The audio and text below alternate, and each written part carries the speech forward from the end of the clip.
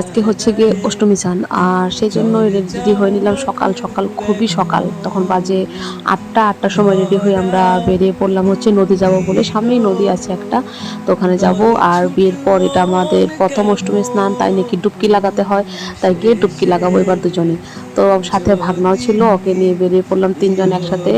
যাবো হচ্ছে এখন নদীতে। ওখানে পৌঁছেও গেলাম, পৌঁছে গিয়ে দেখলাম হালটা কিরকম। এখানে কোনো মেলা হচ্ছে না, এখানে শুধু সবাই স্নান করছে আর পুজো করছে।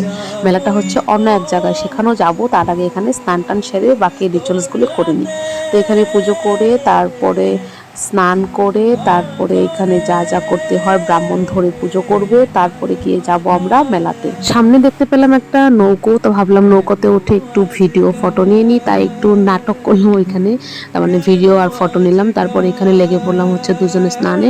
আর এখানে ব্রাহ্মণ মন্ত্র পড়ছিল, আর আমরা ব্রাহ্মণের মন্ত্র উচ্চারণ করে করে যা যা করতে বলছিল সেই সব করছিলাম।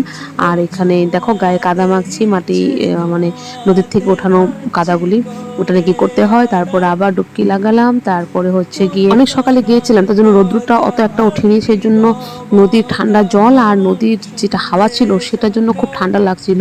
তো তারপরে করলাম কি, এখানে আমাদের ঘর থেকে নিয়ে গিয়েছিলাম যা যা মানে ভাসাবো বলে, তো ওই সব নিয়ে সব কিছু কলা পাতাতে ভাসিয়ে দিলাম।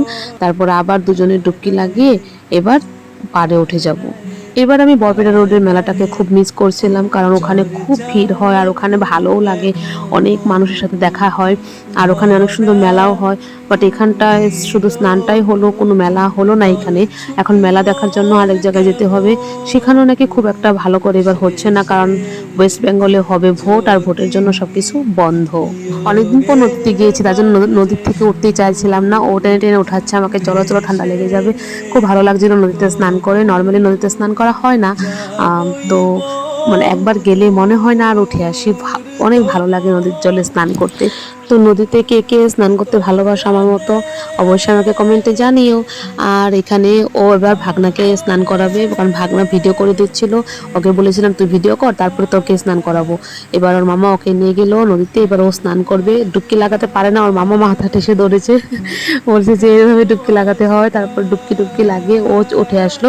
এবার ওখানে বসে আমরা একটু কিছু খাবো, তার মানে খেতে হয় নাকি ওটা নিয়ম, দই চিরা মুড়ি হাবিজাবি সেসব একটু খেয়ে তারপরে হচ্ছে বাড়ির দিকে রওনা দেবো। তো ড্রেস চেঞ্জ করবো বলে কুর্তা টুর্তা সব নিয়ে গিয়েছিলাম সাথে, তো ওখানে একটা জায়গা বানিয়ে দিয়েছিল, সেখানে ড্রেসটা চেঞ্জ করে নিয়েছি।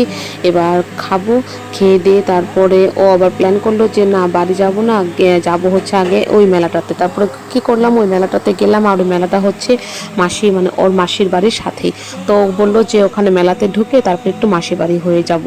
তো এখানে মেলাতে গেলাম, এখানে গিয়ে দেখি যে পুজো হচ্ছে, এটা হচ্ছে দুর্গা ঠাকুর। এই তো ওখানে পুজো টুজো দেখে তারপর চলে গেলাম মাসির বাড়ি। মাসির বাড়ি থেকে না খেয়ে আসতে দেবে না, তো ওখানে ওকে খাইয়ে দিলাম, আমিও একটু খেলাম, তারপর খেয়ে দিয়ে বাড়ি চলে আসলাম। তো আজকের জন্য এইটুকুই রাখলাম ভিডিওটা ভালো লাগলে লাইক কমেন্ট অবশ্যই করে দিও। তো আজকের জন্য এইটুকুই, বাই।